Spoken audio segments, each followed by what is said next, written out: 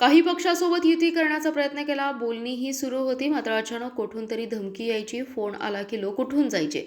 वंचित बरोबर कोणाचीही युती होऊ नये यासाठी भाजपाकडून दबावतंत्र वापरण्यात आले, असा आरोप वंचित बहुजन आघाडीचे राष्ट्रीय अध्यक्ष ॲडव्होकेट प्रकाश आंबेडकर यांनी केलाय.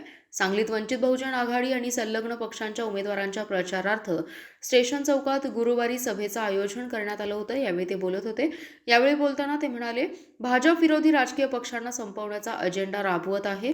राजकीय पक्ष संपले तर विरोधक संपतो. संविधान संपवण्यासाठी घाट घातला जातोय. त्यामुळे आम्ही भाजप सोडून इतर सगळ्यांसोबत समझोता करण्याचा प्रयत्न केला.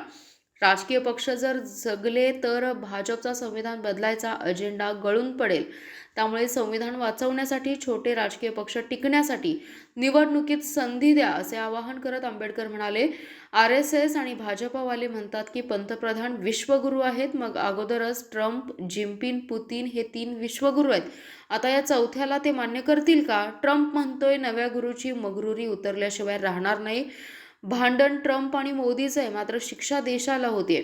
त्यामुळे नजीकच्या काळातल्या युद्धाला तोंड द्यावं लागेल. जर युद्ध नको असेल तर भाजपच्या विरोधात मतदान करा, असं म्हणाले. आपण असाला इथे युती करण्याचा प्रयत्न केला नाही असं नाही.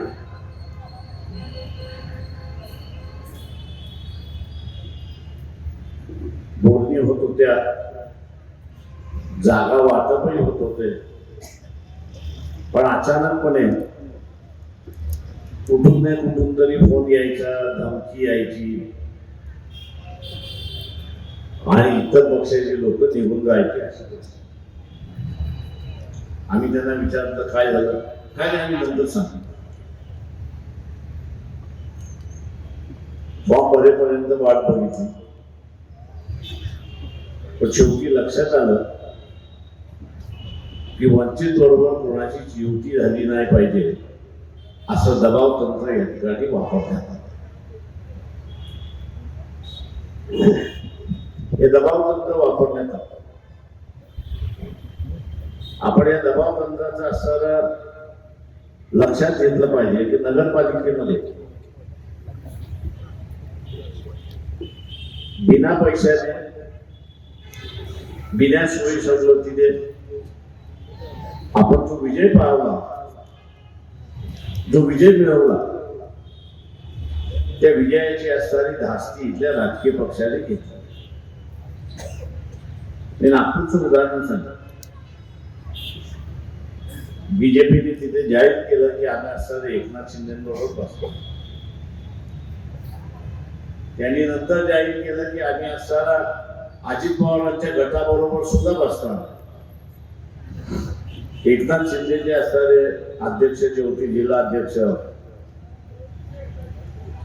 यांचा फोन आपल्या असणारे अध्यक्ष जे आहेत अनिकेत मंगेश वानखेडे, त्यांना असणारा गेला आणि ते म्हटले फोन आला, म्हटलं बसा.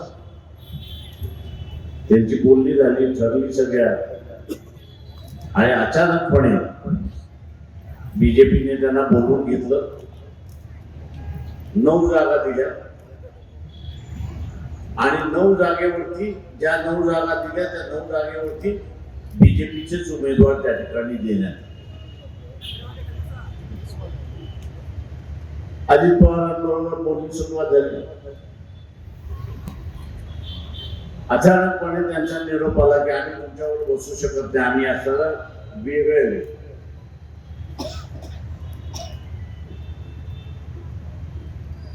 बीजेपी आणि एकनाथ शिंदे नागपूरमध्ये एकत्र लढतायत, अजित पवार वेगळे लढतायत, अशी परिस्थिती आहे.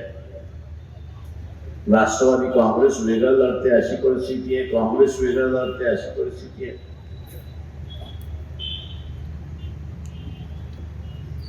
सत्ताधारी पक्ष जो आहे, भारतीय जनता पक्ष जो आहे, तो आपल्याच मित्र पक्षावरती दबाव की त्यांनी कोणाबरोबर युती केली पाहिजे, कोणाबरोबर युती नाही केली.